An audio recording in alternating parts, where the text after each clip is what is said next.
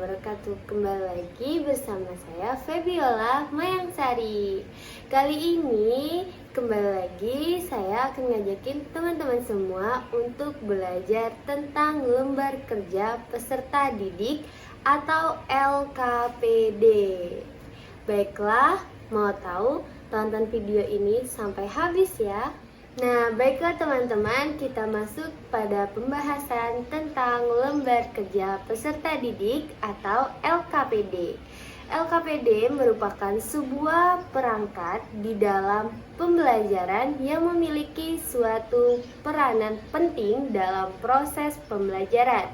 LKPD ini biasanya berupa lembar yang berisikan tugas-tugas, petunjuk, langkah-langkah pekerjaan yang harus diselesaikan oleh siswa di dalam proses pembelajaran, baik secara individu maupun secara berkelompok. Nah, tugas yang diberikan dalam bentuk LKPD itu harus sesuai dan jelas dengan materi yang telah diajarkan oleh guru. Nah, sehingga kompetensi dasar dan tujuan pembelajaran yang akan dicapai dapat tercapai dengan baik. Baiklah teman-teman, selanjutnya kita masuk kepada fungsi-fungsi dari LKPD. Yang pertama, meningkatkan aktivitas peserta didik dalam suatu proses pembelajaran. Yang kedua, membantu peserta didik untuk mengembangkan konsep materi pembelajaran. Yang ketiga, melatih peserta didik dalam menemukan sesuai dengan tujuan pembelajaran dan mengembangkan aspek keterampilan. Yang keempat, sebagai pedoman pendidik dan peserta didik di dalam melaksanakan proses pembelajaran. Yang kelima, menambah informasi bagi peserta didik tentang konsep materi pembelajaran melalui kegiatan yang sistematis. Dan yang keenam, membantu guru dalam mengevaluasi pembelajaran. Nah, selanjutnya di dalam penyusunan LKPD pasti memiliki maksud dan tujuan. Adapun tujuan penyusunan LKPD yaitu yang pertama dapat membantu siswa dalam memahami pembelajaran yang telah diajarkan dalam pembelajaran. Yang kedua, dapat membantu siswa menjadi lebih mandiri. Yang ketiga, dapat meringankan tugas pendidik dalam memberikan tugas-tugas kepada peserta didiknya.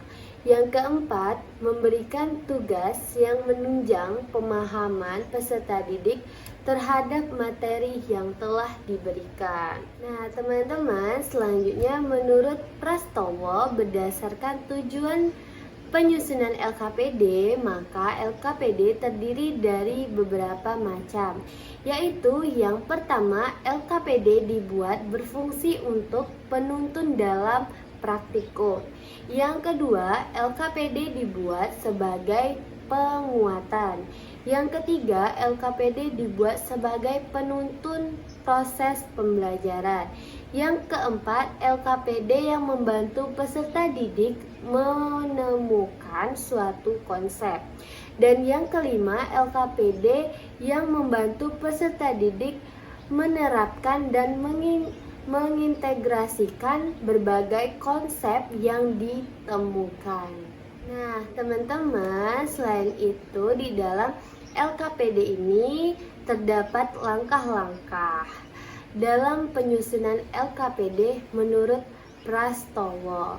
Yang pertama, melakukan analisis kurikulum, yaitu melihat materi apa saja yang dibutuhkan sebagai bahan ajar dalam LKPD. Yang kedua, menyusun peta kebutuhan LKPD seperti SK, KD, indikator, dan lain-lain sebagainya. Yang ketiga, membuat judul LKPD. Nah, selanjutnya dalam penulisan LKPD ada berbagai langkah, yaitu yang pertama, merumuskan KD atau kompetensi dasar. Yang kedua, menentukan alat penilaian. Yang ketiga, menyusun materi. Dan yang keempat, memperhatikan struktur LKPD. Baiklah teman-teman, mungkin pembelajaran kita pada hari ini tentang LKPD atau Lembar Kerja Peserta Didik cukup sampai di sini. Saya harap teman-teman semua dapat mengerti tentang LKPD. Nah, jadi jangan lupa untuk like, comment, and subscribe YouTube channel ini dan share ke teman-teman kalian agar kita bisa belajar bareng. Terima kasih. Wassalamualaikum warahmatullahi wabarakatuh.